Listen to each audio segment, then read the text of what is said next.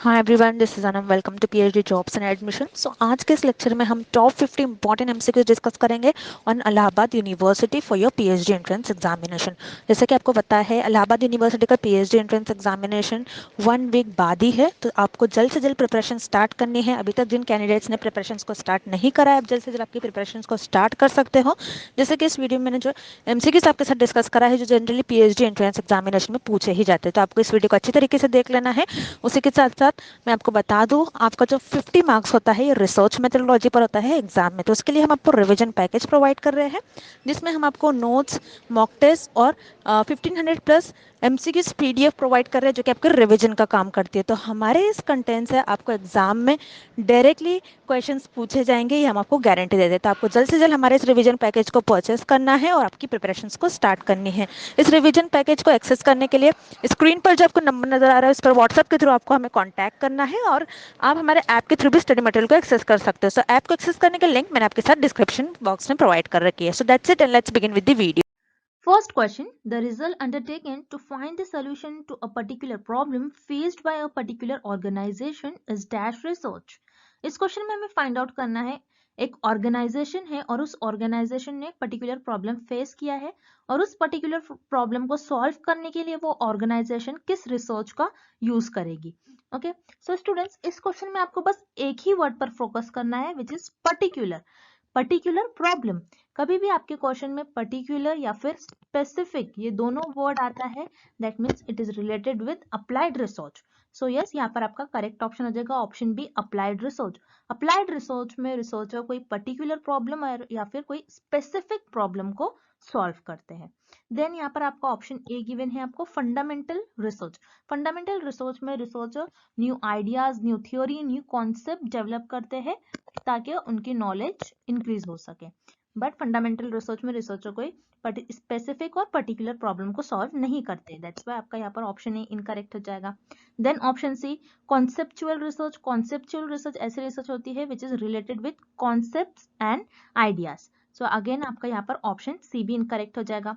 Then option D, descriptive. Descriptive research वो research होती है जिसमें रिसर्चर कोई फेनोमेना को एज इट इज डिस्क्राइब करते हैं, और अगेन डिस्क्रिप्टिव रिसर्च में रिसर्चर कोई पर्टिकुलर या फिर स्पेसिफिक प्रॉब्लम को सॉल्व नहीं करते, दैट्स व्हाई अगेन आपका यहाँ पर ऑप्शन डी भी इनकरेक्ट हो जाएगा।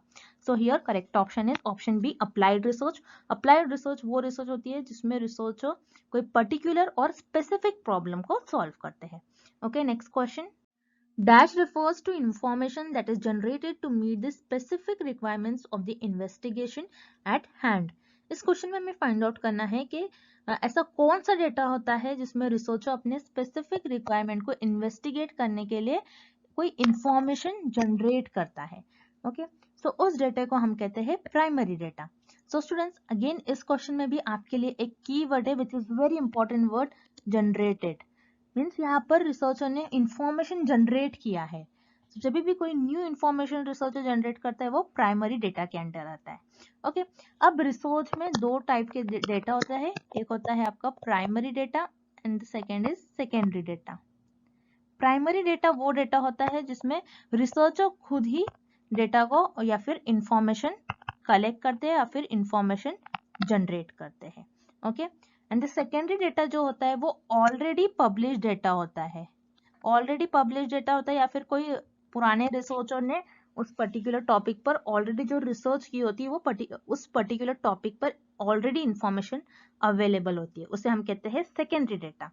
सो हियर रिसर्चर ने कोई इंफॉर्मेशन जनरेट की है, कुछ न्यू इंफॉर्मेशन रिसर्चर ने खुद ही जनरेट की है, सो उसे हम कहते हैं primary data. So here correct option is option B, primary data. Next, dash is the primary data collection source. इस क्वेश्चन में हमें फाइंड आउट करना है कि प्राइमरी डेटा को कलेक्ट करने के लिए कौन सा सोर्स होता है। सो स्टूडेंट, जैसा कि हमने प्रीवियस क्वेश्चन सॉल्व किया था उसी क्वेश्चन का एप्लीकेशन हमें इस क्वेश्चन में फाइंड आउट करना है। Okay, so let's look at option A. Option A आपको गिवन है गवर्नमेंट पब्लिकेशन। गवर्नमेंट पब्लिकेशन जो कि गवर्नमेंट का डेटा होता है और वो ऑलरेडी अवेलेबल होता है। ऐसा डेटा जो ऑलरेडी अवेलेबल हो वो सेकेंडरी डेटा के अंडर आता है, not in primary data, that's why आपका यहाँ पर ऑप्शन ए इनकरेक्ट हो जाएगा। Then option C books and journals. Books and journals में भी जो भी पुराने रिसर्चर ने रिसर्च किया था पर्टिकुलर टॉपिक पर, उस पर्टिकुलर टॉपिक पर ऑलरेडी इंफॉर्मेशन अवेलेबल होती है, और जो बुक्स एंड जर्नल्स ये भी आपका सेकेंडरी डेटा के अंडर आएगा। दैट्स व्हाई आपका ऑप्शन सी इनकरेक्ट हो जाएगा। Then here correct option is option B interview method. So primary data को कलेक्ट करने के लिए बहुत सारे सोर्सेस होते हैं, so one of the sources interview method. So interview method के थ्रू रिसर्चर प्राइमरी डेटा को कलेक्ट करते हैं। अब प्राइमरी डेटा वो डेटा होता है कि जो रिसर्चर खुद ही कलेक्ट करे, उसे हम कहते हैं प्राइमरी डेटा। दैट्स व्हाई आपका ऑप्शन बी करेक्ट हो जाएगा। Next, a variable which is not part of study but it affects the dependent variable which is part of study is। इस क्वेश्चन में हमें फाइंड आउट करना है कि ऐसा कौन सा वेरिएबल है जो कि हमारे स्टडी का पार्ट तो नहीं होता है बट वो डिपेंडेंट वेरिएबल को अफेक्ट करता है जो कि हमारे स्टडी का पार्ट होता है। सो स्टूडेंट्स, एक्सपेरिमेंटल रिसर्च में दो वेरिएबल्स होते हैं, एक होता है आपका independent variable and dependent variable. So हम एक्सपेरिमेंटल रिसर्च में इंडिपेंडेंट वेरिएबल का इफेक्ट देखते हैं डिपेंडेंट वेरिएबल पर क्या हो रहा है। ओके, जैसे फॉर एग्जांपल के थ्रू हम समझते हैं आपका इंडिपेंडेंट वेरिएबल है यहाँ पर वाटर एंड डिपेंडेंट वेरिएबल है आपका प्लांट ग्रोथ। सो आप यहाँ पर देख रहे हो क्या वाटर का क्या इफेक्ट हो रहा है प्लांट की ग्रोथ पर। क्या अगर आप प्लांट को वाटर ज्यादा दोगे तो क्या प्लांट की ग्रोथ ज्यादा होगी, या फिर आप वाटर कम दे रहे हो तो प्लांट की ग्रोथ कैसे होंगे। तो इस केस में आपके पास होता है एक्सट्रेनियस वेरिएबल जो कि हमारे स्टडी का पार्ट तो नहीं होता है लेकिन फिर भी ये डिपेंडेंट वेरिएबल को अफेक्ट करता है। जैसे इस केस में आपका एक्सट्रेनियस वेरिएबल होगा विंड एंड टेम्परेचर, ओके, और सनलाइट। ये सारे आपके एक्सट्रेनियस वेरिएबल होंगे जो आपकी प्लांट की ग्रोथ को अफेक्ट करेंगे। सो ऐसे वेरिएबल को हम कहते हैं एक्सट्रेनियस वेरिएबल। सो रिमेंबर स्टूडेंट्स, एक्सट्रेनियस वेरिएबल ऐसे वेरिएबल्स होते हैं जो हमारे स्टडी का पार्ट नहीं होते लेकिन फिर भी वो डिपेंडेंट वेरिएबल को अफेक्ट करते हैं। दैट्स व्हाई आपका यहाँ पर ऑप्शन ए करेक्ट हो जाएगा, extraneous variable. Next, Dash is a preliminary study conducted on a limited scale before the original studies are carried out in order to gain some primary information। इस question में हमें find out करना है कि ऐसी कौन सी स्टडी होती है जिसमें रिसर्चर पहले स्मॉल स्केल पर वो स्टडी परफॉर्म करते हैं। अगर वो स्टडी सक्सेसफुल रही तो रिसर्चर उस स्टडी को लार्ज स्केल पर ऑर्गेनाइज करते हैं। सो उस स्टडी को हम कहते हैं पायलट स्टडी। तो पायलट स्टडी क्या होता है, जैसे फॉर एग्जाम्पल हम एग्जाम्पल के थ्रू समझते हैं कि एक गवर्नमेंट ने mid day meal program launch किया है ये देखने के लिए कि लंच प्रोवाइड करेंगे वो बच्चों को स्कूल में, ये देखने के लिए कि बच्चों का स्कूल में एनरोलमेंट बढ़ रहा है या नहीं। सो इस प्रोग्राम को गवर्नमेंट पहले एक स्मॉल डिस्ट्रिक्ट पर लॉन्च करेंगे। अगर ये प्रोग्राम सक्सेसफुल होता है तो रिसर्चर क्या करेंगे या फिर गवर्नमेंट क्या करेंगे, वो प्रोग्राम को हर एक सिटी में लॉन्च करेंगे, डिफरेंट सिटीज में। सो यहाँ पर हम क्या देख रहे हैं, पहले गवर्नमेंट ने एक स्मॉल स्केल पर इस प्रोग्राम को लॉन्च किया, अगर ये सक्सेसफुल हो गया तो ये रिसर्चर और ये गवर्नमेंट क्या करेगी, लार्ज स्केल पर इस स्टडी को और इस प्रोग्राम को परफॉर्म करेंगे। सो उसे हम कहते हैं पायलट स्टडी। दैट्स व्हाई आपका यहाँ पर ऑप्शन ए करेक्ट हो जाएगा। Moving on to the next question, Carl Pearson's coefficient of correlation value is equal to 0.5 means। So students, correlational research में कोएफिशिएंट होता है और उस कोएफिशिएंट को हम कहते हैं कार्ल पियर्सन कोएफिशिएंट। ये कोएफिशिएंट हमें वेरिएबल्स के बीच का रिलेशन बताता है। अगर इस कोएफिशिएंट की वैल्यू 0.5 है तो इन वेरिएबल के बीच में कैसा रिलेशन है हमें ये फाइंड आउट करना है। Okay, so remember students, Carl Pearson coefficient correlational research में -1 से +1 के बीच में लाई करता है। ओके, जिसे हम R से डिनोट करते हैं। अगर आपका जो कोएफिशिएंट है, कोएफिशिएंट की वैल्यू -1 है, -1 है means it is perfectly negative correlated. अगर आपका कोएफिशिएंट की वैल्यू +1 है means it is perfectly positive correlation. Variables के बीच में परफेक्ट पॉजिटिव कोरिलेशन होगा। और अगर आपका 0 है कोएफिशिएंट की value means there is no relation between the variables. Okay, अब हमें इस क्वेश्चन में फाइंड आउट करना है कि अगर कोएफिशिएंट की वैल्यू 0.5 है मींस वेरिएबल्स के बीच में कैसा रिलेशन है।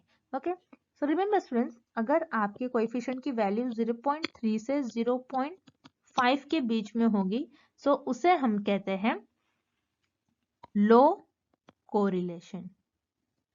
ओके, और अगर आपके कोएफिशिएंट की वैल्यू 0.5 से 0.7 के बीच में होगी तो उसे हम कहते हैं मॉडरेट कोरिलेशन।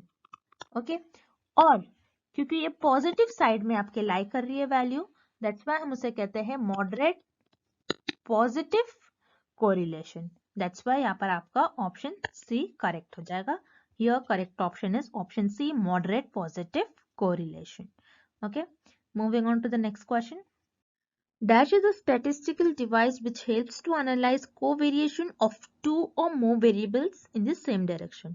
इस क्वेश्चन में हमें फाइंड आउट करना है कि ऐसा कौन सा स्टैटिस्टिकल डिवाइस है जो हमें हेल्प करती है ये एनालाइज करने के लिए कि जो दो वेरिएबल्स है और दो से ज्यादा वेरिएबल्स है वो अगर सेम डायरेक्शन में मूव कर रहे हैं सो उनके बीच में कैसा कोरिलेशन होगा।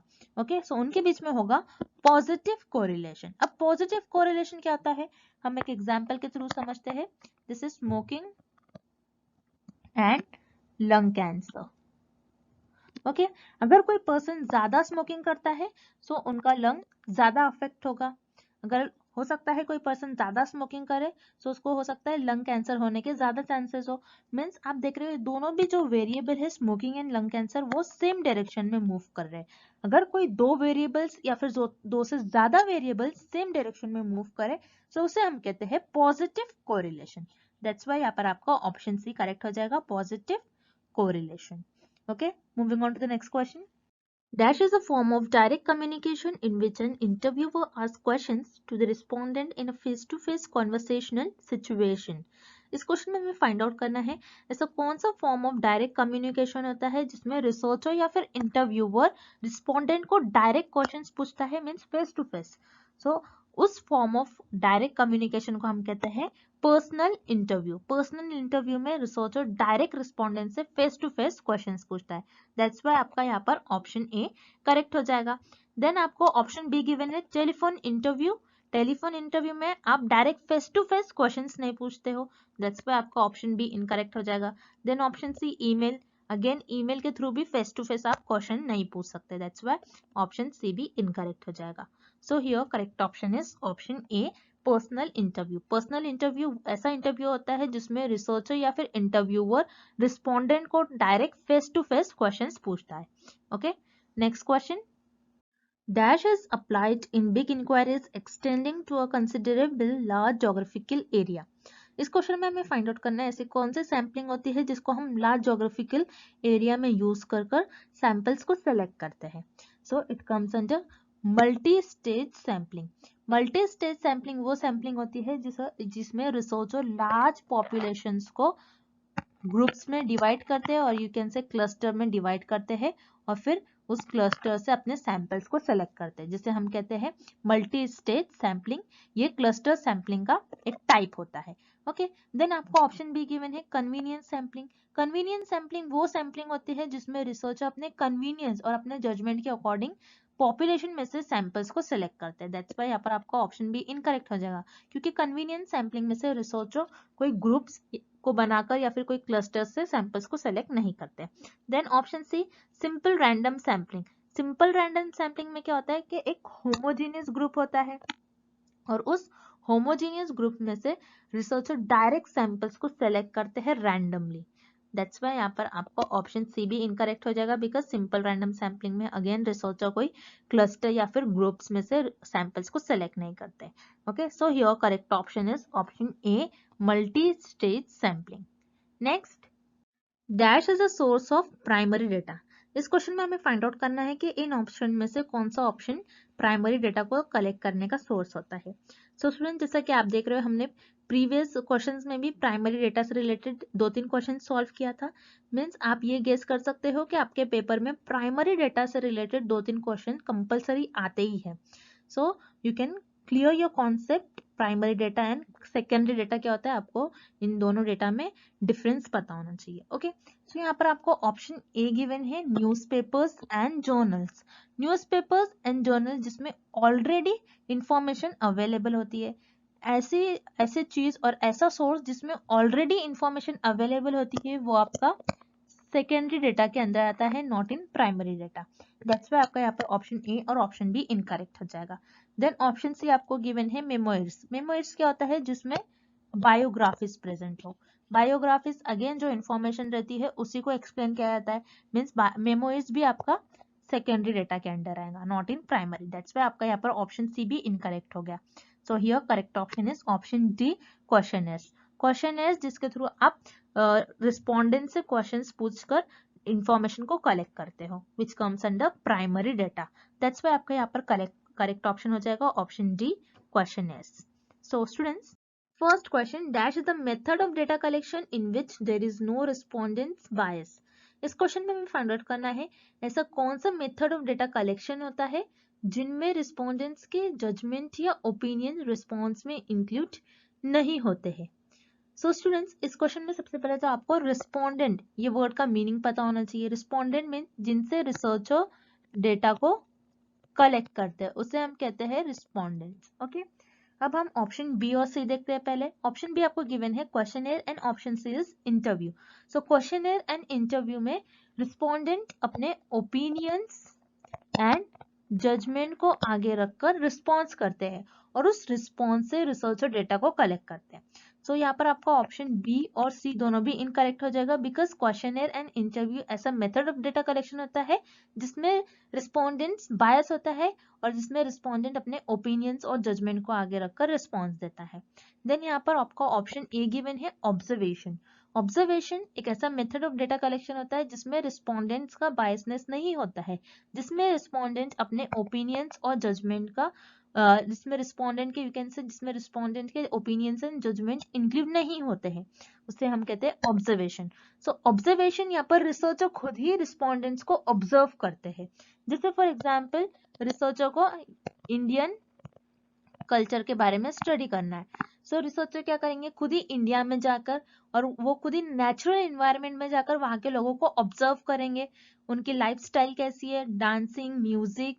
ओके, सो ये सारी चीजों को रिसर्चर ऑब्जर्व करके डेटा को कलेक्ट करेंगे जिसमें रिस्पोंडेंट्स का बायसनेस नहीं होता है। दैट्स वाई यहाँ पर आपका ऑप्शन ए करेक्ट हो जाएगा, observation. Okay, next question, dash are extremely good for qualitative research.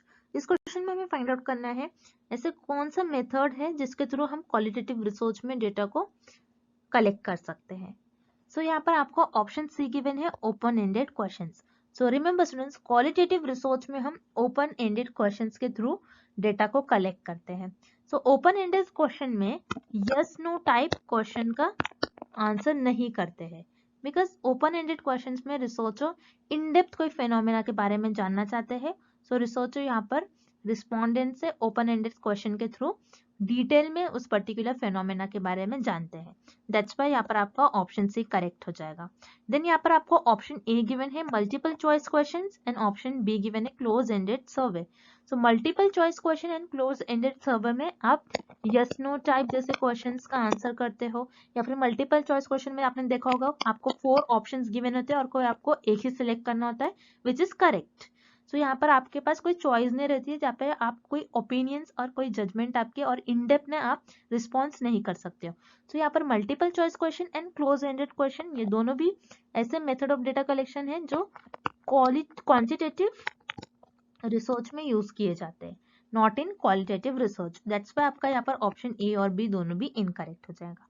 Then आपको ऑप्शन डी गिवन है एम्बिगुअस क्वेश्चंस। एम्बिगुअस क्वेश्चन वो क्वेश्चन होते हैं जो अनक्लियर क्वेश्चन होते हैं। अगर क्वेश्चन ही अनक्लियर होगा तो आप डेटा कैसे कलेक्ट कर पाओगे। दैट्स वाई यहाँ पर आपका ऑप्शन डी भी इनकरेक्ट हो जाएगा। So here correct option is option C, open questions. Moving on to the next question, dash a set of interrelated constructions, concepts, definitions and propositions that present a systematic view of phenomena। इस question में हमें बताना है ऐसा कौन सा option है एक जो कि एक सेट ऑफ इंटररिलेटेड कॉन्सेप्ट है, डेफिनेशन और प्रिपोजिशन ये सब मिलाकर किसी फेनोमेना को एक्सप्लेन करता है। सो उसे हम कहते हैं थ्योरी। सो थ्योरी कोई एक फेनोमेना को सिस्टमैटिक वे में एक्सप्लेन करता है। दैट्स वाई यहाँ पर आपका ऑप्शन बी करेक्ट हो जाएगा। देन आपको ऑप्शन ए गिवन है कॉन्सेप्ट्स। कॉन्सेप्ट जो कि आपके थॉट्स और आइडियाज पर बेस्ड होते हैं, जो कि एक आपको कोई फेनोमेना को सिस्टमैटिक वे में एक्सप्लेन नहीं करता है। दैट्स व्हाई आपका ऑप्शन ए इनकरेक्ट हो जाएगा। देन आपको ऑप्शन सी गिवन है हाइपोथेसिस। हाइपोथेसिस क्या होता है? एक स्टेटमेंट होता है जो कि रिसर्चर के अजम्पशंस या फिर गेसेस पर बेस्ड होता है। अगेन हाइपोथेसिस भी कोई फेनोमेना को सिस्टमैटिक वे में एक्सप्लेन नहीं करता है। दैट्स व्हाई आपका ऑप्शन सी भी यहाँ पर इनकरेक्ट हो जाएगा। So here this is the definition of theory. Option be here is the right answer. Next question, dash is the most frequently use measure of central tendency. इस question में हमें find out करना है कि central tendency को major करने के लिए सबसे ज्यादा कौन सा टर्म और कौन सा टूल यूज किया जाता है। सो स्टूडेंट्स, आपको पहले पता होना चाहिए कि सेंट्रल टेंडेंसी क्या होता है। सेंट्रल टेंडेंसी स्टैटिस्टिक्स में एक टर्म होता है जो डेटा को डिस्क्राइब करता है by identifying the middle value in that data. So data की बीच या फिर मिडिल वैल्यू को सेंट्रल टेंडेंसी मेजर करता है। Okay, so central tendency measure करने के लिए बहुत सारे टूल होते हैं, जैसे मीन, मीडियन एंड मोड, और सबसे ज्यादा यूज होने वाला टर्म होता है मीन। सो यहाँ पर आपका ऑप्शन ए करेक्ट हो जाएगा। देन आपको ऑप्शन बी गिवन है रेंज। रेंज क्या होता है? Difference between highest and lowest value, उसको हम कहते हैं रेंज। सो यहाँ पर रेंज आपका इनकरेक्ट हो जाएगा। देन आपको ऑप्शन सी गिवन है lowest value. Again lowest value भी सेंट्रल टेंडेंसी मेजर को डिस्क्राइब करने के लिए टूल नहीं होता है। दैट्स व्हाई आपका यहाँ पर ऑप्शन सी भी इनकरेक्ट हो जाएगा। So here correct option is option A mean. Next, dash is a statistical measure used for comparing a variance to theoretical variance। इस क्वेश्चन में हमें फाइंड आउट करना है ऐसा कौन सा स्टैटिस्टिकल टूल है जो हम यूज करते हैं कंपेयर करने के लिए ऑब्जर्वेशनल वेरिएंस और थ्योरेटिकल वेरिएंस को। तो उस स्टैटिस्टिकल टूल को हम कहते हैं काई स्क्वायर टेस्ट। सो यहाँ पर आपका ऑप्शन ए करेक्ट हो जाएगा। So students, this is fact based question. So यहाँ पर आपका ऑप्शन ए करेक्ट हो जाएगा। इसमें कुछ आपको याद नहीं रखना है ऐसा कौन सा टूल होता है जो कंपेयर करने के लिए यूज होता है observational variance to the theoretical variance. उसका आंसर हो जाएगा आपका chi square test. Okay, next, type 2 error occurs when. So students, इस क्वेश्चन में हमें फाइंड आउट करना है कि टाइप 2 एरर कब होता है। सो अगेन हम इस क्वेश्चन को इस टेबल के हेल्प से सॉल्व करेंगे। सो हियर ऑप्शंस की तरफ हम चलते हैं। First option is the null is true but we reject it. So हम टेबल में देखेंगे जब नल हाइपोथेसिस ट्रू है, ओके, मीन्स आपको यहाँ पर फर्स्ट रो में देखना है। जब नल हाइपोथेसिस ट्रू है और हमने इसको रिजेक्ट कर लिया, तो ये कौन से टाइप का एरर होगा? टाइप 1 एरर होगा ये। ओके, ये टाइप 2 एरर नहीं होगा। That's why here option is incorrect. Then option B, the null is false and we reject it. Okay, so means आपको यहाँ पर अभी इस टेबल में सेकेंड रो में देखना है। सो नल हाइपोथेसिस आपकी फॉल्स है और आपने उसको रिजेक्ट कर लिया। फॉल्स है और आपने उसको रिजेक्ट कर लिया, मीन्स आपका जो डिसीजन है वो करेक्ट है। मीन्स ऑप्शन बी में कोई एरर ही नहीं है। That's why here option B is again incorrect. Then option C, the null is true and we accept it. So again आपको यहाँ पर टेबल में देखना है और यहाँ पर आप फर्स्ट रो में देखेंगे। जब आपकी नल हाइपोथेसिस ट्रू है और आप उस नल हाइपोथेसिस को एक्सेप्ट कर ले रहे हो, दैट मीन्स आपका जो डिसीजन है ये करेक्ट डिसीजन है।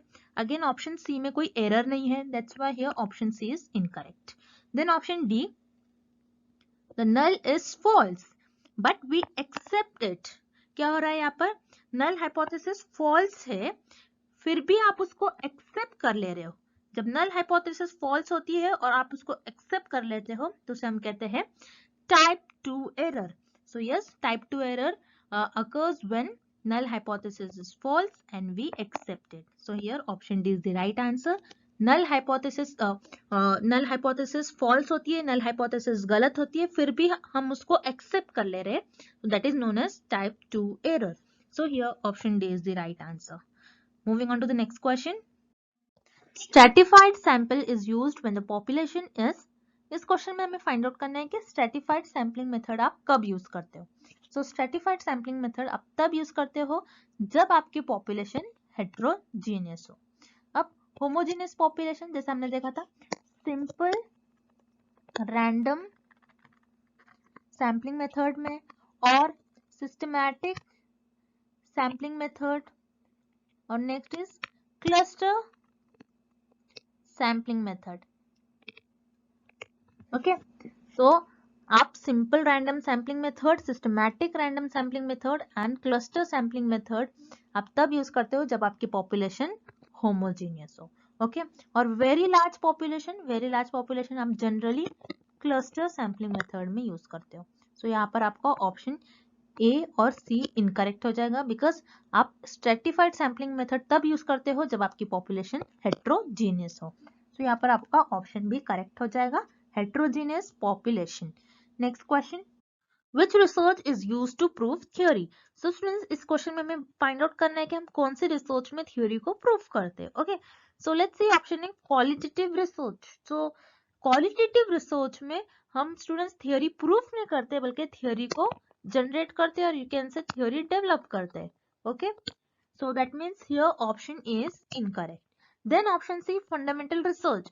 Again fundamental research में हम कुछ न्यू आइडिया, न्यू कॉन्सेप्ट और न्यू थ्योरी डेवलप करते हैं, और because in fundamental research researcher अपनी क्यूरियोसिटी को फुलफिल करने के लिए, अपनी नॉलेज को इनहैंस करने के लिए फंडामेंटल रिसर्च करते हैं, ना कि किसी थ्योरी को प्रूव करने के लिए। दैट मीन्स ये option C is again incorrect. Then option D, exploratory research. Exploratory research में रिसर्चर किसी भी प्रॉब्लम को डिफाइन करते हैं, ओके, जो कि क्लियरली डिफाइन नहीं होती, उस प्रॉब्लम के बारे में अंडरस्टैंड करते हैं, उस प्रॉब्लम को और डीप में जानते हैं, ना कि अगेन हम एक्सप्लोरेटरी रिसर्च में किसी भी थ्योरी को प्रूफ नहीं करते। That means here option D again incorrect.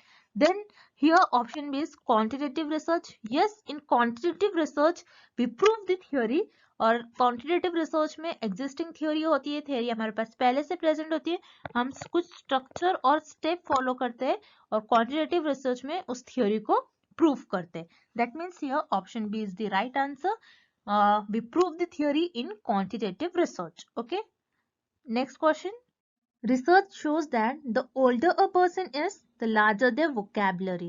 This is an example of, so students इस क्वेश्चन में हमें एक एग्जाम्पल गिवन है और हमें फाइंड आउट करना है ये एग्जाम्पल किस कोरिलेशन की एग्जाम्पल होंगी। Okay, so what is an example? Older a person means जो पर्सन की एज ज्यादा होगी, then their larger their vocabulary means, vocabulary means here you can say knowledge of words. Okay, तो जिस person की age ज्यादा होंगी उनकी वोकैबुलरी भी ज्यादा होगी। ओके, सो जैसे आप देखेंगे दोनों वेरिएबल जो है सेम डायरेक्शन में मूव कर रहे हैं। ओके, जब भी वेरिएबल सेम डायरेक्शन में मूव करते हैं उन्हें हम कहते हैं positive correlation. So this is an example of positive correlation. So here option A is the right answer. Moving on to the next question, alternative hypothesis is denoted by. इस question में हमें find out करना है कि alternative hypothesis को हम किस symbol से डिनोट करते हैं। सो स्टूडेंट्स रिमेंबर, रिसर्च में दो टाइप की हाइपोथेसिस होती है, null hypothesis and second is alternative hypothesis. Null hypothesis जिसको हम H0 या फिर H0 से डिनोट करते हैं, बट इस क्वेश्चन में हमें अल्टरनेटिव हाइपोथेसिस को किस सिंबल से डिनोट करते हैं ये फाइंड आउट करना है। दैट्स व्हाई आपका यहाँ पर ऑप्शन सी इनकरेक्ट हो जाएगा। देन आपको ऑप्शन ए गिवन है HA और H1। सो यस, यहाँ पर आपका ऑप्शन ए और बी दोनों भी करेक्ट हो जाएगा, बिकॉज अल्टरनेटिव हाइपोथेसिस को हम HA और H1 ये दोनों भी सिंबल से डिनोट करते हैं। दैट्स व्हाई यहाँ पर आपका करेक्ट ऑप्शन हो जाएगा option D, both A and B are correct. And first question, action research means. इस क्वेश्चन में हमें फाइंड आउट करना है कि एक्शन रिसर्च क्या होती है। सो स्टूडेंट्स रिमेंबर, एक्शन रिसर्च में हम कोई इमीडिएट प्रॉब्लम को सॉल्व करते हैं। जैसे फॉर एग्जाम्पल एक टीचर है, टीचर क्लास में बच्चों को कुछ कॉन्सेप्ट बता रही है या फिर समझा रही है। सो वो बच्चे उस कॉन्सेप्ट को समझ नहीं पा रहे, सो टीचर क्या कर लेंगे, अपना टीचिंग मेथड चेंज कर लेंगे जिससे बच्चे उस कॉन्सेप्ट को इजीली समझ सके। सो यहाँ पर टीचर ने इमीडिएट अपना टीचिंग मेथड चेंज कर लिया, मीन्स यहाँ पर टीचर ने इमीडिएट अपने प्रॉब्लम को सॉल्व कर लिया। सो ये आपका एक्शन रिसर्च में आता है। सो remember students, action research teaching field में ज्यादा यूज होता है। दैट्स व्हाई यहाँ पर आपका करेक्ट ऑप्शन हो जाएगा option C, research initiated to solve an immediate problem. Then हम रिमेनिंग ऑप्शंस भी देखते हैं जो इनकरेक्ट ऑप्शन है। ऑप्शन ए और लॉन्जिट्यूडनल रिसर्च। लॉन्जिट्यूडनल रिसर्च जो लॉन्ग पीरियड ऑफ टाइम तक चलती है उसे हम कहते हैं longitudinal research. But action research तो वो रिसर्च होती है जो इमीडिएटली प्रॉब्लम को सॉल्व करती है। दैट्स वाई यहाँ पर आपका ऑप्शन ए इनकरेक्ट हो जाएगा। Then option B fundamental research.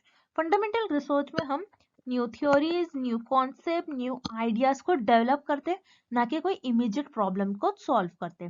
That's why यहाँ पर आपका ऑप्शन बी भी इनकरेक्ट हो जाएगा। So here correct option is option सी।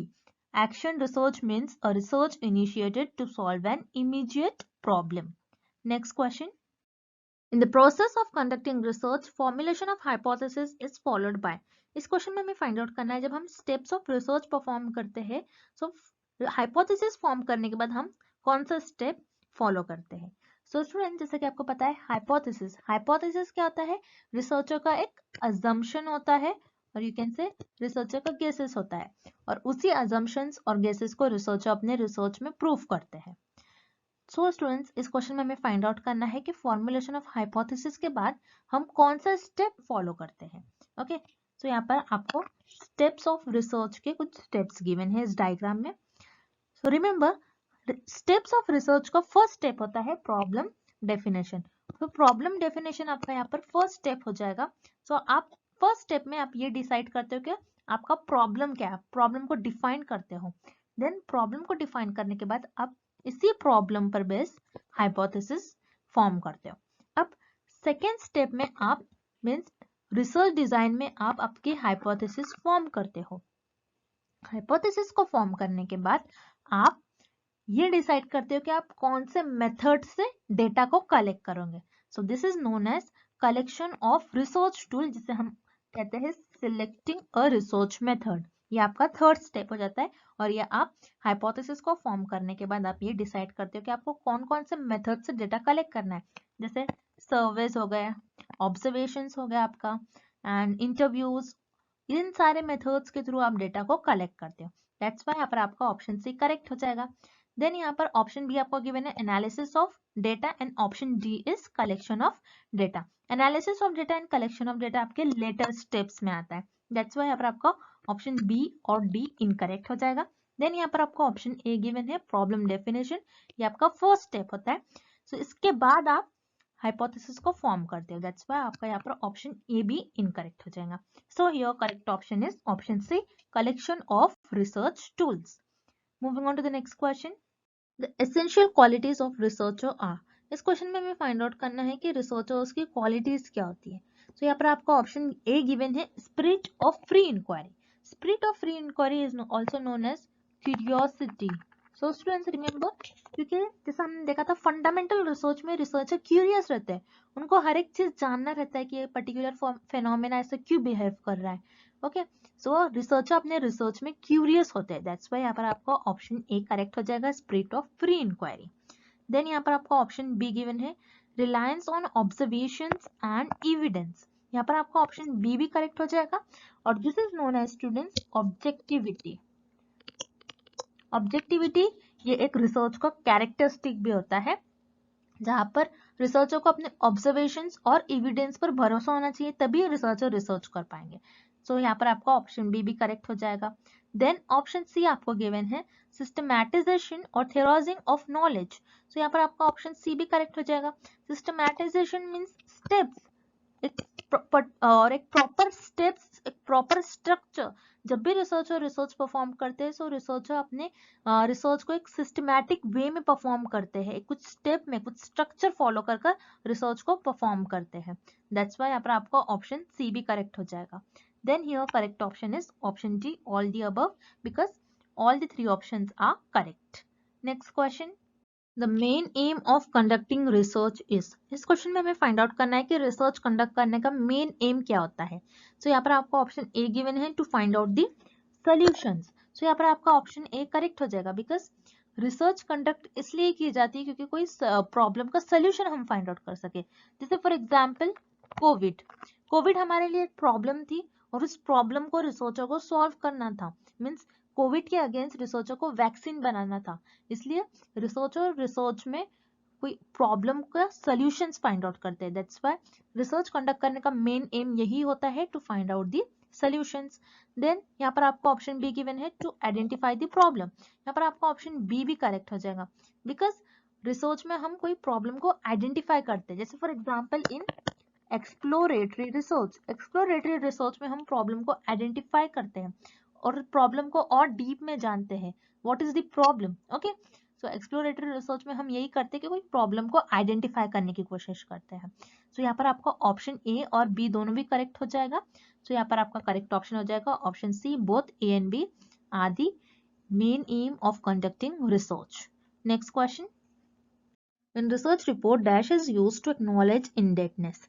इस क्वेश्चन में हमें फाइंड आउट करना है कि जब रिसर्चर अपने रिसर्च में रिसर्च रिपोर्ट लिखते हैं, तो अपने रिसर्च रिपोर्ट में जब लोगों को थैंक्स करते हैं, और या फिर यू कैन से किसी के टूवर्ड्स किसी के प्रति थैंकफुल है रिसर्चर, तो वो अपने रिसर्च में उनका नेम प्रॉपर मेंशन करते हैं। सो वो किस सेक्शन में उनका नेम प्रॉपर मेंशन करते हैं, ये हमें फाइंड आउट करना है। ओके, सो यहाँ पर आपको ऑप्शन ए गिवन है, बिब्लियोग्राफी। बिब्लियोग्राफी क्या होता है, जहाँ पर रिसर्चर जिन भी पुराने रिसर्चर का इंफॉर्मेशन, टेक्स्ट और कॉन्सेप्ट यूज करते हैं, उनको प्रॉपर उनका नेम लिखते हैं, जिसको हम कहते हैं रेफरेंस। तो यहाँ पर बिब्लियोग्राफी में किसी रिसर्चर किसी लोगों का थैंक्स नहीं करते, दैट्स व्हाई यहाँ पर आपका ऑप्शन ए इनकरेक्ट हो जाएगा। देन ऑप्शन बी आपको गिवन है इंडेक्स। इंडेक्स क्या होता है, जैसे आपने आपके बुक में भी देखा होगा, इंडेक्स होता है जहाँ पर आपको प्रॉपर जितने भी टॉपिक्स होते हैं वो प्रॉपर मेंशन किया जाता है विद पेज नंबर। सो यहाँ पर आपका ऑप्शन बी भी इनकरेक्ट हो जाएगा, बिकॉज इंडेक्स में भी रिसर्चर किसी को थैंक्स नहीं कहते हैं, that's why option B is incorrect. Then option C, appendix. Appendix क्या होता है, अपने रिसर्च रिपोर्ट में रिसर्चर अपेंडिक्स लिखते हैं, जहाँ पर रिसर्चर कुछ अपने टॉपिक से रिलेटेड एक्स्ट्रा इंफॉर्मेशन लिखेंगे, जैसे इक्वेशंस हो गई, कुछ इक्वेशन रिएक्शंस हो गए, कुछ एक्स्ट्रा इंफॉर्मेशन लिखते हैं ताकि दूसरे रिसर्चर उस इंफॉर्मेशन का यूज कर आगे रिसर्च परफॉर्म करे। अगेन अपेंडिक्स में रिसर्चर किसी को थैंक्स नहीं करते, दैट्स व्हाई अब आपका ऑप्शन सी भी इनकरेक्ट हो जाएगा। Then here option D, acknowledgements. Yes, यहाँ पर आपका ऑप्शन डी करेक्ट हो जाएगा, बिकॉज रिसर्चर अपने रिसर्च में जिन लोगों ने उनकी हेल्प की होंगी, रिसर्चर उन लोगों का नेम एक्नॉलेजमेंट में प्रॉपर मेंशन करते हैं। सो रिमेंबर स्टूडेंट्स, अगर रिसर्चर ऐसा नहीं करते अपने रिसर्च में, सो उनकी रिसर्च अनएथिकल हो जाएगी। so this is very important in research, so that's why यहाँ पर आपका ऑप्शन डी करेक्ट हो जाएगा। Next question, questionnaire is filled by. इस क्वेश्चन में हमें फाइंड आउट करना है कि क्वेश्चनर कौन फिल करता है। तो स्टूडेंट्स को आपको पहले पता होना चाहिए कि क्वेश्चनर क्या होता है।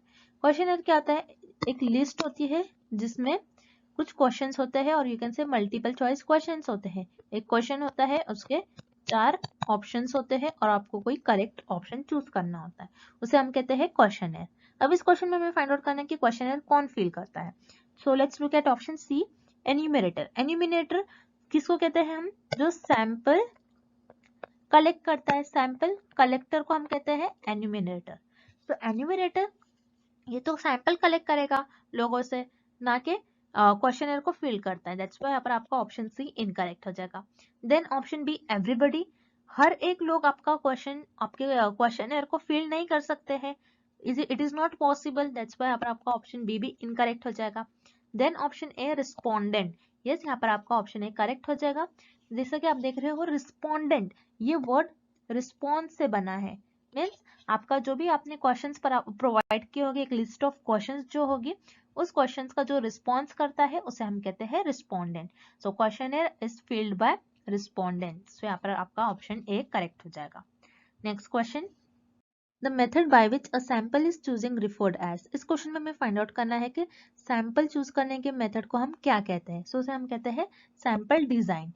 ओके, तो सैंपल डिजाइन में भी आपके कुछ स्टेप्स होते हैं, जैसे आपका फर्स्ट स्टेप होता है टारगेट पॉपुलेशन। आपकी कौन कौन से, आप किस पॉपुलेशन पर आप स्टडी करने वाले हो, आप पहले वो सिलेक्ट करते हो।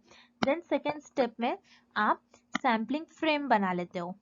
सैम्पलिंग फ्रेम क्या होता है, जिसमें आप एक लिस्ट बनाते हो और उस लिस्ट में कुछ लोगों के नेम होते हैं। अब उसके बाद थर्ड स्टेप में आप सैम्पलिंग टेक्निक डिसाइड करते हो, मीन्स आप किस मेथड से सैंपल को सिलेक्ट करोगे, और फिर जो भी आपने मेथड लिया होता है जैसे रैंडम सैम्पलिंग, तो आप रैंडमली इस लिस्ट में से लोगों को सिलेक्ट कर लोगे। ओके, एंड देन लास्ट में आप सैम्पलिंग परफॉर्म करते हो। सो यहाँ पर आपका ऑप्शन सी करेक्ट हो जाएगा, सैम्पलिंग डिजाइन।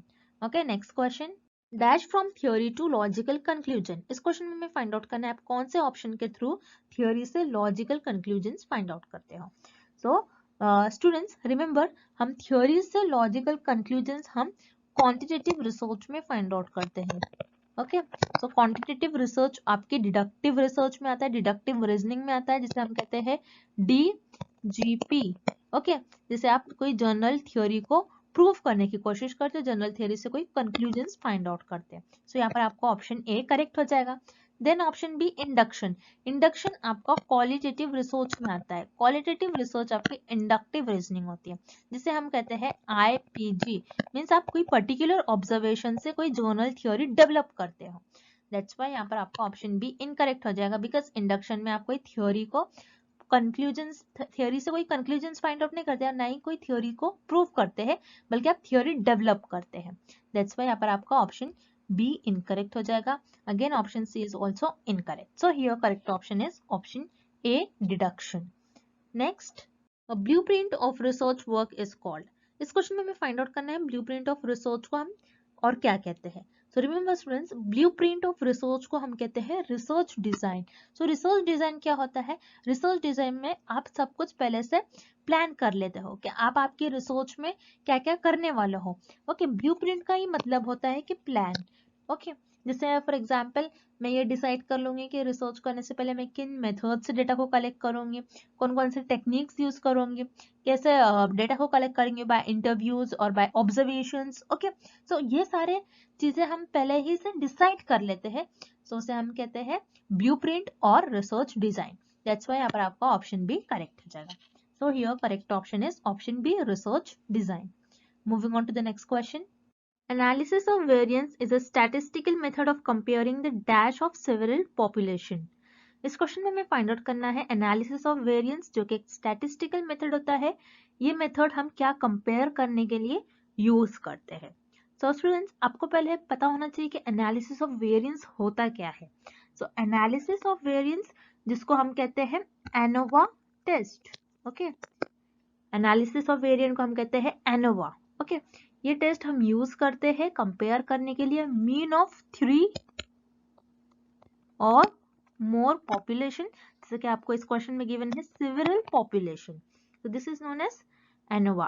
तो 3 या फिर 3 से ज्यादा, इसको हम कहते हैं सिवरल पॉपुलेशन के मीन्स को कंपेयर करने को हम कहते हैं एनालिसिस ऑफ वेरिएंस, और एनालिसिस ऑफ वेरिएंस को हम कहते हैं एनोवा टेस्ट। सो यहाँ पर आपका ऑप्शन सी करेक्ट हो जाएगा, means. Okay, and What does the longitudinal research approach actually deal with? इस क्वेश्चन में हमें फाइंड आउट करना है कि longitudinal research होती क्या है, longitudinal research किस चीज से डील करती है। तो जैसा कि आप नेम में ही मीनिंग देख रहे हो, longitudinal research वो रिसर्च होती है जो एक लॉन्ग पीरियड ऑफ टाइम के लिए की जाती है। ओके, तो longitudinal research में रिसर्चर वेरिएबल्स को ऑब्जर्व करते हैं, वेरिएबल्स को लॉन्ग टर्म के लिए ऑब्जर्व करते हैं, वेरिएबल्स को कुछ लंबे समय तक ऑब्जर्व करते हैं, इसलिए लॉन्जिट्यूडिनल रिसर्च को हम कहते हैं लॉन्ग टर्म रिसर्च। अब हम एग्जाम्पल के थ्रू समझते हैं। मान लीजिए यहाँ पर रिसर्चर को रिसर्च करनी है स्मोकिंग एंड स्टमक कैंसर के बीच में देखना है रिसर्चर को क्या रिलेशन है। ओके, सो रिसर्चर क्या करेंगे, यहाँ पर कुछ लोगों को लेंगे जो कि रिसर्चर का डेटा हो जाएगा, तो रिसर्चर उस डेटा को लेकर कुछ टाइम तक, कुछ टाइम इंटरवल पर ऑब्जर्व करेंगे और इन्हीं लोगों पर टेस्ट परफॉर्म कर ये देखेंगे कि स्मोकिंग करने से क्या स्टमक पर कुछ अफेक्ट होता है, स्मोकिंग से क्या स्टमक कैंसर होता है। तो यहाँ पर रिसर्चर एक लॉन्ग टर्म तक स्टडी कर रहे हैं, ये स्टडी को एक लॉन्ग टर्म तक परफॉर्म कर रहे हैं, इसलिए लॉन्जिट्यूडिनल रिसर्च को हम कहते हैं लॉन्ग टर्म रिसर्च। देन आपको ऑप्शन बी गिवन है short term research. Short term research वो रिसर्च होती है जो एक कम टाइम तक की जाती है, ना कि एक लंबे पीरियड ऑफ टाइम तक। दैट्स व्हाई यहाँ पर आपका ऑप्शन बी इनकरेक्ट हो जाएगा। देन ऑप्शन सी क्या है, हॉरिजॉन्टल रिसर्च। हॉरिजॉन्टल रिसर्च वो रिसर्च होती है जो कोई ब्रॉडली फेनोमेना को एक्सप्लेन करती है या फिर कोई फेनोमेना को ब्रॉडली अंडरस्टैंड करने के लिए हम यूज करते हैं। सो हॉरिजॉन्टल रिसर्च में हम कोई भी फेनोमेना को इन डेप्थ में रिसर्च नहीं करते। दैट्स व्हाई ऑप्शन सी भी आपका इनकरेक्ट हो जाएगा। So here correct option is option A. Longitudinal research को हम कहते हैं long term research. Next question, how to जज the depth of any research. इस क्वेश्चन में हमें फाइंड आउट करना है कि किसी भी रिसर्च की डेप्थ को हम कैसे जज करते हैं। तो let's look at option A, bye research title. So research title research में इंपॉर्टेंट होता है, लेकिन हम किसी भी रिसर्च के टाइटल से उस रिसर्च की डेप्थ को नहीं जज कर सकते। दैट्स वाई यहाँ पर आपका ऑप्शन ए इनकरेक्ट हो जाएगा। Then option B, by research duration. Research duration means कोई रिसर्च कितना टाइम ले रही है फिनिश होने में। अगर कोई रिसर्च जल्दी खत्म हो जाती है, कोई रिसर्च लॉन्ग टर्म तक चलती है। सो हम किसी भी रिसर्च के ड्यूरेशन से उसकी डेप्थ को जज नहीं कर सकते। दैट्स वाई यहाँ पर अगेन आपका ऑप्शन बी भी इनकरेक्ट हो जाएगा। Then option D, by total expenditure on research means उस रिसर्च पर कितना मनी स्पेंड हो गया है, उससे भी हम किसी भी रिसर्च की डेप्थ को जज नहीं कर सकते। दैट्स वाई यहाँ पर आपका ऑप्शन डी भी इनकरेक्ट हो जाएगा। Then option C, by research objectives. So यहाँ पर आपका ऑप्शन सी करेक्ट हो जाएगा, बिकॉज हम किसी भी रिसर्च को जज कर सकते हैं उसके ऑब्जेक्टिव से। ऑब्जेक्टिव मीन्स हियर व्हाट, कि वो उस रिसर्च का एम क्या है, उस रिसर्च का गोल क्या है, हम वो रिसर्च क्यों परफॉर्म कर रहे हैं, क्या उस रिसर्च के रिजल्ट से सोसाइटी को कुछ बेनिफिट होगा। ओके, सो हम किसी भी रिसर्च के डेप्थ को जज करते हैं बाय इट्स ऑब्जेक्टिव्स। सो यहाँ पर आपका ऑप्शन सी करेक्ट हो जाएगा, by research objectives. Moving on to the next question, an appendix is. इस क्वेश्चन में फाइंड आउट करना है हमें अपेंडिक्स क्या होता है। सो स्टूडेंट, जिसके आप देख रहे हो ये question, this is very simple and easy question. मैंने अपने लेक्चर में भी आपको ये बताया था। अपेंडिक्स हम थीसिस राइटिंग में लिखते हैं। सो अपेंडिक्स थीसिस राइटिंग के एक्स्ट्रा चैप्टर्स में आता है, जिसमें रिसर्चर अपने टॉपिक से रिलेटेड कुछ एक्स्ट्रा इंफॉर्मेशन और एक्स्ट्रा नॉलेज अपेंडिक्स में लिखते हैं, ताकि दूसरे रिसर्चर उस कॉन्सेप्ट को अंडरस्टैंड कर सके, या फिर दूसरे लोग उस कॉन्सेप्ट को इजीली अंडरस्टैंड कर पाए, और दूसरे रिसर्चर उस पर्टिकुलर इंफॉर्मेशन का यूज कर आगे रिसर्च परफॉर्म करें। दैट्स वाई यहाँ पर आपका ऑप्शन ए करेक्ट हो जाएगा, एन एडिशनल टू बुक और document containing explanatory matter. Then यहाँ पर आपको ऑप्शन बी गिवन है सेकेंडरी सोर्स। सेकेंडरी सोर्स क्या होता है, जो ऑलरेडी अवेलेबल डेटा होता है उसे हम कहते हैं सेकेंडरी सोर्स। सो यहाँ पर आपका ऑप्शन बी इनकरेक्ट हो जाएगा, बिकॉज रिसर्चर अपने टॉपिक से रिलेटेड कुछ न्यू और कुछ एक्स्ट्रा इंफॉर्मेशन लिखते हैं। दैट्स वाई यहाँ पर आपका ऑप्शन बी इनकरेक्ट हो जाएगा। देन ऑप्शन सी आपका गिवन है डेट ऑफ फर्स्ट पब्लिकेशन। सो हम अपेंडिक्स में ये भी नहीं लिखते कि आपकी रिसर्च कब पब्लिश हुई है। दैट्स वाई यहाँ पर आपका ऑप्शन सी भी इनकरेक्ट हो जाएगा। Then option D, the art of writing history. Appendix में हम हिस्ट्री नहीं लिखते हैं, अपेंडिक्स में बस जो भी एक्स्ट्रा इंफॉर्मेशन होती है रिसर्चर की वो लिखते हैं, ना कि कोई हिस्ट्री को लिखते हैं। दैट्स वाई यहाँ पर आपका ऑप्शन डी भी इनकरेक्ट हो जाएगा। So here correct option is option A, an additional to a book or document containing explanatory matter. Next question. In testing a hypothesis, the error present is. इस question में हमें find out करना है, जब हम hypothesis को test करते हैं तो कौन से एरर होने का चांसेस होते हैं। सो रिमेंबर, जब भी हम हाइपोथेसिस को टेस्ट करते हैं तो there will be chance of type 1 and type 2 error. That's why यहाँ पर आपका ऑप्शन बी करेक्ट हो जाएगा। अब टाइप 1 एंड टाइप 2 एरर होता क्या है, तो अब हम इस टेबल से समझेंगे टाइप 1 और टाइप 2 एरर क्या होता है। सो रिमेंबर, जब भी आपकी नल हाइपोथेसिस ट्रू होती है, नल हाइपोथेसिस आपकी ट्रू है फिर भी आप उसको रिजेक्ट कर लेते हो, तो आपका हो जाता है वो टाइप 1 एरर। और जब भी आपकी नल हाइपोथेसिस फॉल्स होती है फिर भी आप उसको एक्सेप्ट कर लेते हो, तो वो हो जाता है आपका type 2 error. Okay, so this two types of error is very important, आपको ये याद रखना है। और this table is also very important, आपको ये टेबल भी याद रखना है।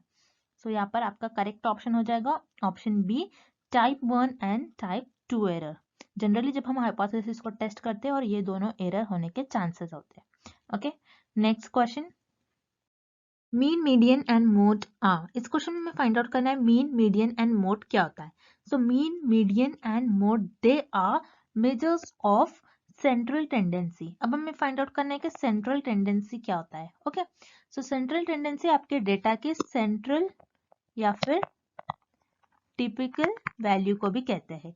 ओके, अब जैसे कि इस डायग्राम में मीन मीडियन एंड मोड ये आपके डिस्ट्रीब्यूशन की सेंट्रल वैल्यू को बताता है। Okay, so mean median and mode basically आपके डिस्ट्रीब्यूशन या फिर आपके डेटा की सेंट्रल वैल्यू को बताता है। सो यहाँ पर आपका करेक्ट ऑप्शन हो जाएगा option C, measures of central tendency. Next question, if more than two values are there for analyzing mean difference, then which test is to be used? इस क्वेश्चन में हमें फाइंड आउट करना है कि हम कौन सा स्टैटिस्टिकल टेस्ट यूज करेंगे जब हमें दो से ज्यादा ग्रुप्स के मीन को कंपेयर करना होता है। सो यहाँ पर आपका करेक्ट ऑप्शन हो जाएगा एनोवा, बिकॉज एनोवा टेस्ट ऐसा टेस्ट होता है जिसमें हम मोर देन टू ग्रुप्स के मीन को कंपेयर करते हैं।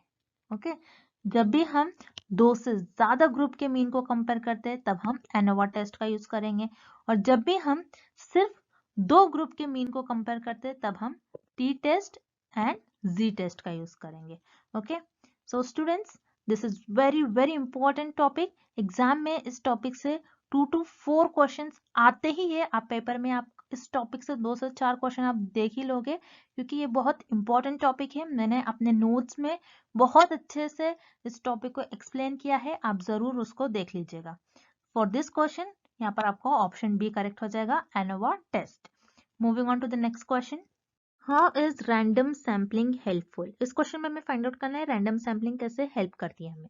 ओके, सो रैंडम सैम्पलिंग ये एक प्रोबेबिलिटी सैम्पलिंग का टाइप होती है जिसमें हम रैंडमली पॉपुलेशन में से सैंपल्स को सिलेक्ट करते हैं। ओके, अब हम ऑप्शंस की तरफ चलते हैं। ऑप्शन ए आपको गिवन है रीजनेबली एक्यूरेट, तो यहाँ पर आपका ऑप्शन ए करेक्ट हो जाएगा, बिकॉज हम रैंडम सैम्पलिंग में हम सैंपल्स को रैंडमली सिलेक्ट करते हैं, इसलिए आपको जो भी इंफॉर्मेशन चाहिए आप सैंपल के थ्रू आपको मिल ही जाती है वो इन्फॉर्मेशन। जो भी आपकी इंफॉर्मेशन होती है वो एक्यूरेट होती है, दैट्स वाई यहाँ पर आपका ऑप्शन ए करेक्ट हो जाएगा। Then option B, an economical method of data collection, so यहाँ पर आपका ऑप्शन बी भी करेक्ट हो जाएगा, बिकॉज रैंडम सैम्पलिंग में आप पूरी होल पॉपुलेशन पर रिसर्च परफॉर्म नहीं करते, बल्कि उस पॉपुलेशन में से कुछ मेंबर्स को लेते हो जो कि आपका सैंपल बन जाते हो और इसी सैंपल पर आप रिसर्च परफॉर्म करते हो। ओके, सो यहाँ पर क्या होता है, रैंडम सैम्पलिंग में आपका जो मनी है ज्यादा स्पेंड नहीं होता है, इसलिए रैंडम सैम्पलिंग जो होती है वो इकोनॉमिकल मेथड होती है डेटा कलेक्ट करने के लिए। देन ऑप्शन सी आपको गिवन है फ्री फ्रॉम पर्सनल बायसेस, तो यहाँ पर आपका ऑप्शन सी भी करेक्ट हो जाएगा, बिकॉज रैंडम सैम्पलिंग में रिसर्चर रैंडमली सैंपल्स को पॉपुलेशन में से कलेक्ट करता है, ना कि रिसर्चर अपनी कन्वीनियंस, जजमेंट और ओपिनियन को आगे रखकर सैंपल्स को सिलेक्ट कर रहा है। दैट्स व्हाई जो रैंडम सैम्पलिंग है उसमें बायसनेस कम होती है रिसर्चर के। बायस मींस झुकाव। ओके, सो यहाँ पर आपको ऑप्शन सी भी करेक्ट हो जाएगा। So here correct option is option D, all the above, because A, B and C तीनों भी ऑप्शन आपके करेक्ट थे। Next question, questionnaire is a, इस क्वेश्चन में हमें फाइंड आउट करना है कि क्वेश्चनर क्या होता है। सो क्वेश्चनर क्या होता है, पहले तो हम ये जानते हैं कि क्वेश्चनर क्या रहता है। क्वेश्चनर एक लिस्ट ऑफ क्वेश्चन होती है जिसमें आपको you can say multiple choice of questions होते हैं, और जो भी करेक्ट ऑप्शन होता है आपको एक करेक्ट ऑप्शन चूज करना होता है। सो रिसर्चर अपने रिसर्च में क्वेश्चनर के थ्रू रिस्पोंडेंट से रिस्पॉन्स कलेक्ट करते हैं, मीन्स डेटा को कलेक्ट करते हैं। सो क्वेश्चनर एक टूल होता है जिससे हम डेटा को कलेक्ट करते हैं, दैट्स व्हाई यहाँ पर आपका ऑप्शन सी करेक्ट हो जाएगा, tool for data collection. So questionnaire research method नहीं होता है, ना ही क्वेश्चनर मेजरमेंट टेक्निक होता है, और ना ही क्वेश्चनर को हम डेटा एनालिसिस टेक्निक कहते हैं। सो यहाँ पर आपका ऑप्शन डी भी इनकरेक्ट हो जाएगा। क्वेश्चनर हम क्वांटिटेटिव रिसर्च में यूज करते हैं, जिससे रिसर्चर रिस्पोंडेंट्स के थ्रू रिस्पॉन्स को कलेक्ट करता है, मीन्स डेटा को कलेक्ट करता है। सो इसलिए क्वेश्चनर जो होता है एक टूल होता है जिससे रिसर्चर डेटा को कलेक्ट करते हैं। Okay, next question, control group is a term used in, इस क्वेश्चन में हमें फाइंड आउट करना है कि कंट्रोल ग्रुप ये टर्म हम किस रिसर्च में यूज करते हैं। सो कंट्रोल ग्रुप ये टर्म हम एक्सपेरिमेंटल रिसर्च में यूज करते हैं। अब कंट्रोल ग्रुप क्या होता है हम एक एग्जाम्पल के थ्रू समझते हैं। जैसे हमें पता है एक्सपेरिमेंटल रिसर्च में दो वेरिएबल्स होते हैं आपके, एक होता है independent variable and next is dependent variable. For example independent variable है यहाँ पर आपका water and dependent variable is plant growth. आपको देखना है कि वाटर का क्या इफेक्ट हो रहा है प्लांट की ग्रोथ पर। अब इस केस में क्या हो जाएगा, कुछ एक्स्ट्रा वेरिएबल्स आ जाएंगे, जैसे विंड, टेम्परेचर, सनलाइट। ओके, ये सारे आपके एक्स्ट्रा वेरिएबल हो गए।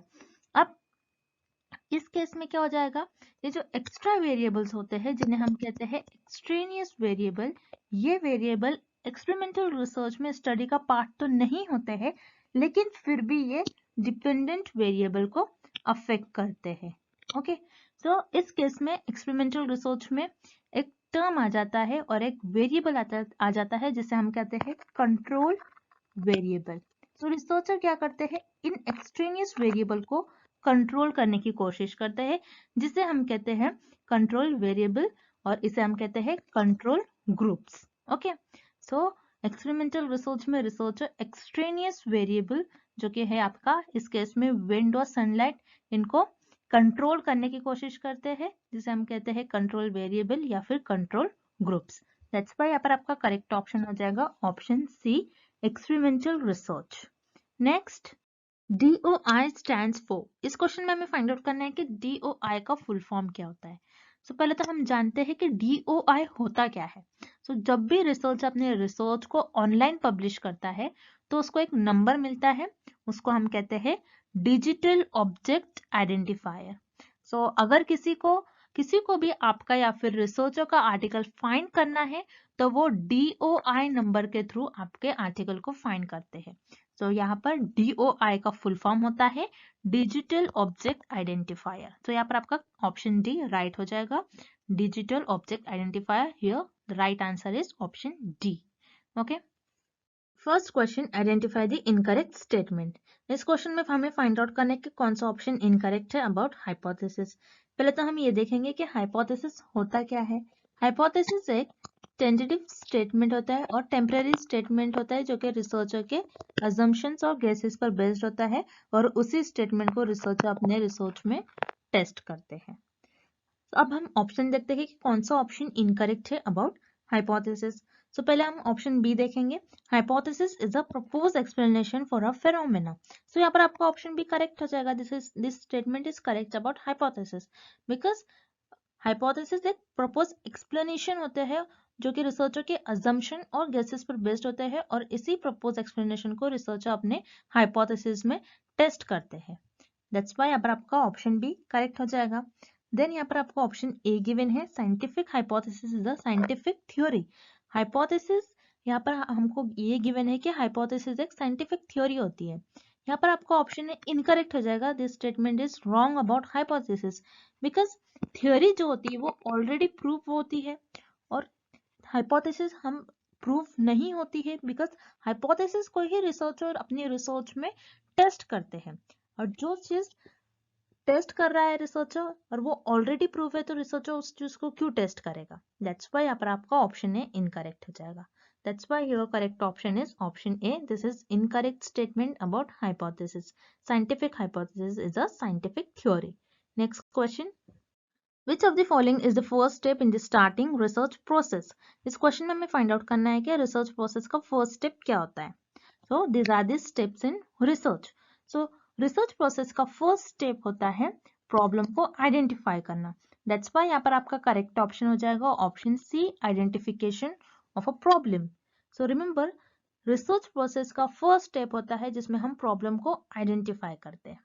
देन यहाँ पर आपको ऑप्शन बी गिवन है, डेटा एनालिसिस। डेटा एनालिसिस ये आपके रिसर्च प्रोसेस के लेटर स्टेप्स में आता है। दैट्स व्हाई यहाँ पर आपका ऑप्शन बी इनकरेक्ट हो जाएगा। Then option A, searching for solution to the problem.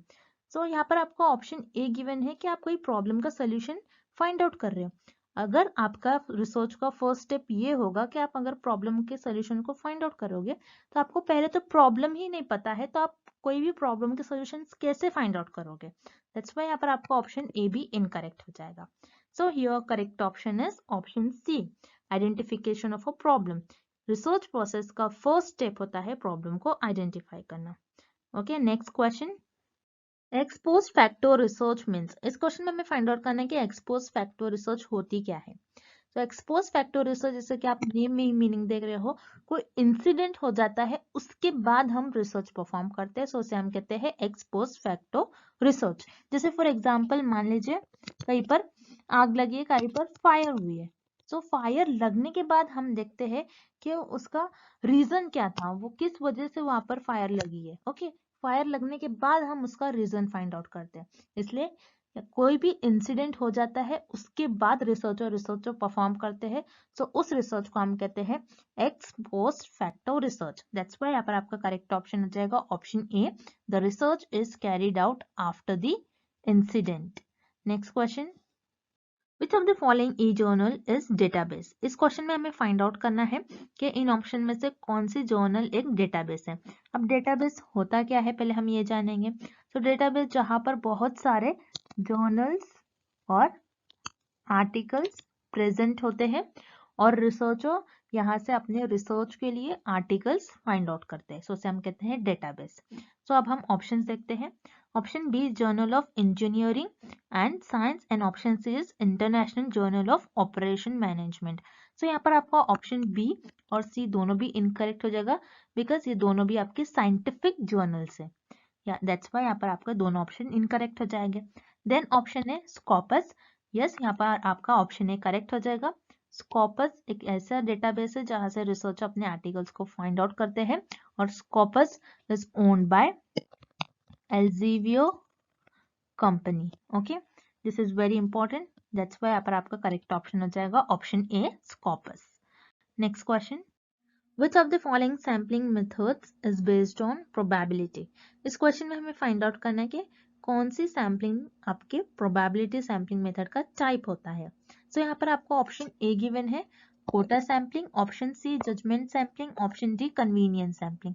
सो ये तीनों भी सैम्पलिंग आपके नॉन प्रोबेबिलिटी सैम्पलिंग मेथड्स में आता है। मेथड्स के टाइप है ये तीनों भी, जहां पर रिसर्चर अपने जजमेंट्स, अपने ओपिनियंस और कन्वीनियंस को आगे रखकर पॉपुलेशन में से सैंपल्स को सिलेक्ट करते हैं। दैट्स व्हाई यहाँ पर आपका option A, C and D तीनों भी इनकरेक्ट हो जाएगा बिकॉज इस क्वेश्चन में हमें पूछ रहा है कि कौन सा सैम्पलिंग मेथड प्रोबेबिलिटी सैम्पलिंग का टाइप होता है। सो यहाँ पर आपका ऑप्शन बी करेक्ट हो जाएगा, it is the type of probability sampling. So stratified sampling एक आपकी प्रोबेबिलिटी सैम्पलिंग मेथड का टाइप होती है। अब स्ट्रैटिफाइड सैम्पलिंग होता क्या है हम इस डायग्राम के थ्रू समझते हैं। सो स्ट्रैटिफाइड सैम्पलिंग में रिसर्चर एक हेट्रोजीनियस पॉपुलेशन लेते हैं, इस हेट्रोजीनियस पॉपुलेशन को रिसर्चर होमोजीनियस पॉपुलेशन में कन्वर्ट करते हैं और होमोजीनियस ग्रुप्स में कन्वर्ट करते हैं और इस ग्रुप में से रैंडमली सैंपल्स को सेलेक्ट करते हैं। सो प्रोबेबिलिटी सैम्पलिंग में रिसर्चर अपने कन्वीनियंस, अपने जजमेंट, अपने ओपिनियन को आगे नहीं रखते हैं बल्कि रैंडमली पॉपुलेशन में से सैंपल्स को सेलेक्ट करते हैं। सो दैट्स व्हाई यहाँ पर आपका करेक्ट ऑप्शन हो जाएगा option B stratified sampling. Stratified sampling आपकी प्रोबेबिलिटी सैम्पलिंग मेथड का टाइप होती है। Okay, next question, the research is always. इस क्वेश्चन में हमें फाइंड आउट करना है कि रिसर्च में हम क्या करते हैं। सो यहाँ पर आपको ऑप्शन ए गिवन है वेरीफाइंग द ओल्ड नॉलेज। यहाँ पर आपका ऑप्शन ए करेक्ट हो जाएगा बिकॉज हम रिसर्च में ओल्ड नॉलेज को वेरीफाई करते हैं, जैसे हम हिस्टोरिकल रिसर्च में करते हैं। हिस्टोरिकल रिसर्च में हम पास्ट इवेंट्स के बारे में हिस्ट्री स्टडी करते हैं। ओके, सो यहाँ पर आपका ऑप्शन ए करेक्ट हो जाएगा। Then option B exploring new knowledge. So यहाँ पर आपका ऑप्शन बी भी करेक्ट हो जाएगा।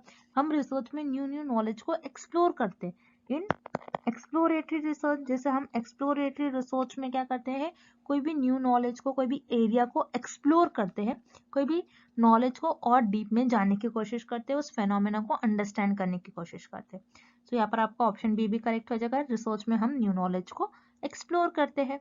Then option C filling the gaps between the knowledge. So यहाँ पर आपका ऑप्शन सी भी करेक्ट हो जाएगा बिकॉज रिसर्च में रिसर्चर जो ऑलरेडी रिसर्च हो चुकी होती है उसको जाकर देखते हैं, उस इंफॉर्मेशन को जाकर रीड करते हैं और उस नॉलेज में और उस टॉपिक पर जो भी गैप्स होंगे, जिस टॉपिक पर रिसर्च नहीं हुई होगी उस टॉपिक पर रिसर्च करते हैं। सो रिसर्च में रिसर्चर नॉलेज में और कोई पर्टिकुलर नॉलेज में गैप्स होती है उसको फिल करते हैं। दैट्स व्हाई यहाँ पर आपका ऑप्शन सी भी करेक्ट हो जाएगा। So here correct option is option D, all the above. Moving on to the next question. Which of the following tools is good for thesis report? इस question में हमें find out करना है कि हम रिसर्च में थीसिस किस tool में लिखते हैं। सो यहाँ पर आपका ऑप्शन ए गिवन है एक्सेल। एक्सेल क्या होता है, जिसमें आप डेटा को एनालाइज करते हो, ये डेटा एनालिसिस टूल होता है। एक्सेल आपका डेटा एनालिसिस टूल होता है। एक्सेल में रिसर्चर थीसिस को नहीं लिखते हैं, दैट्स व्हाई यहाँ पर आपका ऑप्शन ए इनकरेक्ट हो जाएगा। Then option B PowerPoint presentation. So PowerPoint presentation जो प्रेजेंटेशन बनाने के काम आता है और जिसमें रिसर्चर रिसर्च प्रेजेंटेशन बनाते हैं ना कि थीसिस लिखते हैं। दैट्स वाई यहाँ पर आपका ऑप्शन बी भी इनकरेक्ट हो जाएगा। Then option C word document, तो यहाँ पर आपका ऑप्शन सी करेक्ट हो जाएगा। वर्ड डॉक्यूमेंट में रिसर्चर अपने थीसिस को लिखते हैं। दैट्स वाई यहाँ पर आपका करेक्ट ऑप्शन हो जाएगा option C word document. Next question, which help researchers all over the world to work together in collaboration। इस क्वेश्चन में हमें फाइंड आउट करना है कि कौन सा ऐसा टूल होता है जिसकी हेल्प से रिसर्चर पूरे वर्ल्ड में एक दूसरे से कम्युनिकेट कर सकते हैं और एक दूसरे से कोलैबोरेट कर सकते हैं। सो अब हम ऑप्शंस देखते हैं। Option C word processing, word processing जैसे हमने अभी देखा, वर्ड प्रोसेसिंग जिसमें रिसर्चर थीसिस राइट करते हैं। सो वर्ड प्रोसेसिंग के थ्रू रिसर्चर एक दूसरे से कम्युनिकेट नहीं कर सकते और ना ही एक दूसरे से कोलैबोरेट कर सकते। दैट्स वाई यहाँ पर आपका ऑप्शन सी इनकरेक्ट हो जाएगा। Then option B plagiarism, plagiarism क्या होता है कि रिसर्च में किसी और रिसर्चर के कंटेंट, किसी और रिसर्चर की इंफॉर्मेशन को कॉपी करने को हम प्लेजरिज्म कहते हैं। सो प्लेजरिज्म भी एक ऐसा टूल नहीं होता है जिसके थ्रू रिसर्चर कम्युनिकेट कर सकते हैं या फिर कोलैबोरेट कर सकते हैं। दैट्स वाई आपका यहाँ पर ऑप्शन बी भी इनकरेक्ट हो जाएगा। Then option A ICT, ICT क्या होता है इंफॉर्मेशन एंड कम्युनिकेशन टेक्नोलॉजी, जैसे आप नेम में मीनिंग देख रहे हो कम्युनिकेशन। सो ये आईसीटी एक ऐसा टूल होता है जिसके थ्रू पूरे वर्ल्ड के रिसर्चर और जो भी रिसर्चर को एक दूसरे से कम्युनिकेट करना है, कोलैबोरेट करना है, सो इस टूल के थ्रू रिसर्चर एक दूसरे से कम्युनिकेट और कोलैबोरेशन करते हैं। दैट्स वाई यहाँ पर आपका ऑप्शन ए करेक्ट हो जाएगा, ICT information and communication technology. Moving on to the next question. Identify the correct sequence of research steps. इस क्वेश्चन में हमें कुछ रिसर्च के स्टेप्स गिवन है और हमें उन स्टेप्स को एक करेक्ट ऑर्डर में प्लेस करना है। सो रिसर्च के स्टेप्स हम कैसे परफॉर्म करते हैं, रिसर्च में हम किस तरीके से हमारे फाइंडिंग को और रिसर्चर अपने हाइपोथेसिस को टेस्ट करते हैं। सो अब हम देखते हैं ऑप्शंस की हेल्प से। सो रिमेंबर रिसर्च में रिसर्चर फर्स्ट स्टेप में अपना टॉपिक सिलेक्ट करते हैं कि किस टॉपिक पर उनको रिसर्च करनी है। सो उस टॉपिक के बेसिस पर रिसर्चर हाइपोथेसिस ले डाउन करते हैं। हाइपोथेसिस क्या होता है, एक टेंटेटिव स्टेटमेंट होता है और एक टेम्पररी स्टेटमेंट होता है जो कि रिसर्चर के अजम्पशंस या गेसेस पर बेस्ड होता है और उसी स्टेटमेंट को रिसर्चर अपने रिसर्च में टेस्ट करता है। अब इस हाइपोथेसिस को रिसर्च अपने रिसर्च में टेस्ट करेंगे बाय यूजिंग डिफरेंट मेथड से रिसर्चर डेटा को कलेक्ट करते हैं। सो आपका नेक्स्ट स्टेप हो जाएगा डेटा कलेक्शन। डेटा कलेक्ट होने के बाद रिसर्चर उस डेटा को ऑब्जर्व करते हैं, एनालाइज करते हैं एंड देन इंटरप्रिटेशन करते हैं और यू कैन से कुछ कंक्लूजन्स फाइंड आउट करते हैं। सो इस स्टेप्स में रिसर्चर अपने रिसर्च को परफॉर्म करते हैं और ये स्टेप्स आपको, ये सीक्वेंस आपको ऑप्शन ए में गिवन है। दैट्स वाई यहाँ पर आपका ऑप्शन ए करेक्ट हो जाएगा। आप पहले रिसर्च में टॉपिक को सिलेक्ट करते हो, देन हाइपोथेसिस ले डाउन करते हो, देन डेटा को कलेक्ट करते हो एंड देन इंटरप्रिटेशन करते हो। दैट्स वाई यहाँ पर आपका ऑप्शन ए करेक्ट हो जाएगा। Next question, bibliography given in a research report. So इस क्वेश्चन में हमें फाइंड आउट करना है कि बिब्लियोग्राफी रिसर्चर अपने रिपोर्ट में क्यों लिखते हैं। ओके, पहले तो हम जानते हैं कि बिब्लियोग्राफी होता क्या है। बिब्लियोग्राफी जिसको हम कहते हैं कलेक्शन ऑफ रेफरेंसेस। अब रेफरेंसेस क्या होता है, रेफरेंस क्या होता है, रेफरेंसेस उसको कहते हैं कि अगर रिसर्चर अपने रिसर्च में कोई और रिसर्चर की इंफॉर्मेशन यूज कर रहे हैं, सो उस रिसर्चर का और उस ऑथर का प्रॉपर नेम मेंशन करते हैं, उसे हम कहते हैं रेफरेंस। ओके, अब हम ऑप्शंस देखते हैं कि कौन सा ऑप्शन करेक्ट है अबाउट बिब्लियोग्राफी। देन यहाँ पर आपको ऑप्शन ए गिवन है, has no relevance to research. Means यहाँ पर आपको ऑप्शन ए ये कह रहा है कि बिब्लियोग्राफी रिसर्च से रिलेटेड ही नहीं है। ऐसा नहीं होता है, क्योंकि अगर आप आपके रिसर्च में बिब्लियोग्राफी नहीं लिखोगे तो आपकी रिसर्च एक कॉपी हो, प्लेजियरिज्म हो जाएगा। ओके, दैट्स वाई यहाँ पर आपका ऑप्शन ए इनकरेक्ट हो जाएगा। Then option B shows vast knowledge of the researcher. तो रिसर्चर बिब्लियोग्राफी इसलिए लिखते हैं ताकि वो अपनी नॉलेज को शो करते हैं कि उनके पास कितना नॉलेज है। यहाँ पर भी आपका ऑप्शन बी भी इनकरेक्ट हो जाएगा, बिकॉज बिब्लियोग्राफी रिसर्चर इसलिए नहीं लिखते ताकि वो उनका नॉलेज शो करे। देन हम ऑप्शन सी देखेंगे, helps those interested in further research. तो यहाँ पर आपका ऑप्शन सी करेक्ट हो जाएगा, बिकॉज रिसर्चर बिब्लियोग्राफी इसीलिए लिखते हैं ताकि दूसरे रिसर्चर उस पर्टिकुलर फिनोमिना और उस पर्टिकुलर इंफॉर्मेशन का यूज कर आगे रिसर्च परफॉर्म कर सके। दैट्स वाई यहाँ पर आपका करेक्ट ऑप्शन हो जाएगा option C, helps those interested in further research. Okay, and thank you for watching this video. Good luck with your preparations.